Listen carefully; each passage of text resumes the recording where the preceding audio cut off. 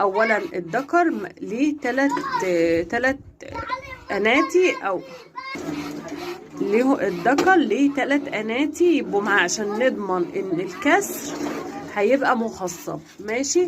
انا عندي هنا بطه راقده المكان ده، البطه دي خلصت بيض ورقت. ماشي.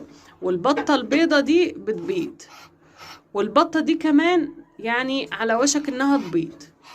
فانا لما يبقى عندك بطه عارفه انها هتبيض، تروحي تعزليها مع البطه اللي بدات بيض.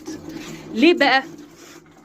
عشان انت لما البطه بترقد وتروحي تدخلي عليها بط تاني بتبدا تقوم، ولو راقده بقالها اسبوع 10 ايام بتبدا تسيب البيض يسقع ويعمل، وممكن تسيبه وتقوم، وممكن كمان يعني ما ترقدش ما تكملش رقد، او تسيبه تقوم من عليه كتير فتتشغل بالبط اللي معاه فتقوم كتير من على البط من على البيض.